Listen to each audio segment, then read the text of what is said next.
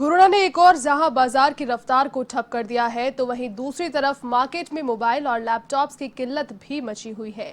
School और college संचालकों की ऑनलाइन क्लासेस और वर्क फ्रॉम होम ने आईटी प्रोडक्ट्स की मांग में जोरदार इजाफा किया है।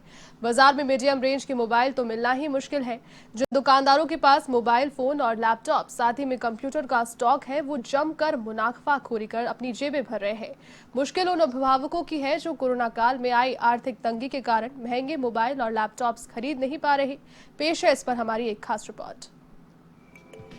कोरोना काल में कहा जा रहा था कि बाजार में मंदी का माहौल है, खरीदार नहीं है, व्यापार ठप है। लेकिन यहाँ आप इन दुकानों को जरा गौर से देखिए। यहाँ इतने खरीदार उमड़े हैं कि दुकान में पैर रखने की जगह नहीं है। यहाँ न तो लोगों को कोरोना के संक्रमण की परवाह है और न ही किसी को सोशल डिस्टेंसिंग की गाइडलाइन याद है।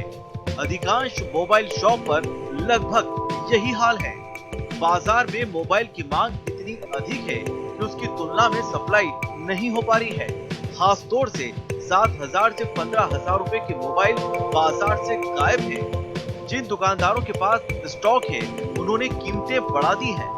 दूसरी ओर स्टूडेंट के अभिभावकों ने दर्द बयां कर कहा कि कोरोना में पहले से आर्थिक तंगी है और ऊपर से लैपटॉप लाओ, शिक्षा पाओ के आदेशों ने तो हमारी सारी जेब खाली कर दी। अब तो बच्चों को पढ़ाना भी टेढ़ी खीर हो गई है। ठीक चल रहा है क्योंकि आजकल बच्चों के ऑनलाइन हो गए ना एग्जाम्स वगैरह, कि पढ़ाई वगैरह ऑनलाइन हो रही है और जनरली वर्क फ्रॉम होम भी हो रहा है, तो लैपटॉप और मोबाइल की सेल सही है।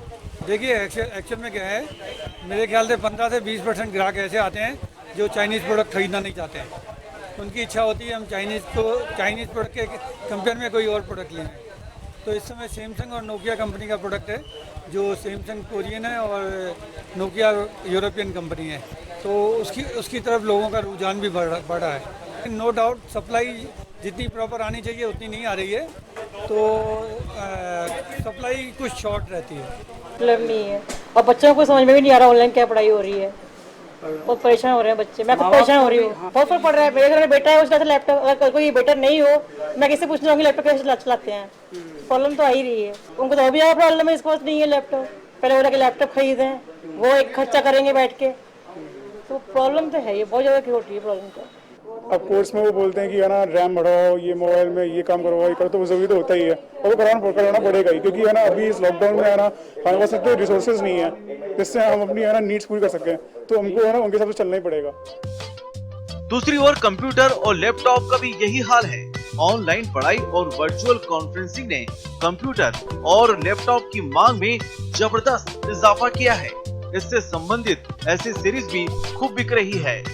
लॉकडाउन में ठप पड़ा आईटी प्रोडक्ट्स का मार्केट अचानक मांग निकलने से निहाल हो गया है। दुकानदारों ने कंप्यूटर और लैपटॉप के साथ इससे जुड़े सभी उत्पादों की कीमत 30 से 40% बढ़ा दी है।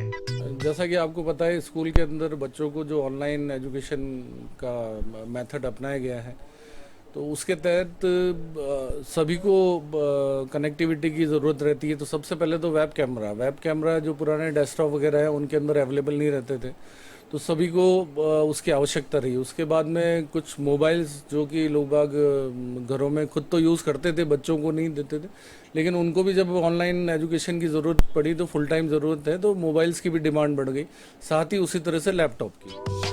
कोरोना काल में सरकार ने 31 जुलाई तक स्कूल कॉलेज को बंद रखने के आदेश दिए हैं, लेकिन ज्यादातर निजी स्कूल और कॉलेजों ने 1 जुलाई से ऑनलाइन क्लासेस शुरू कर दी है। मजबूरन अभिभावकों को कोरोना काल में बच्चों की शिक्षा के लिए मोबाइल और लैपटॉप पर अधिक राशि खर्च करनी पड़ रही है।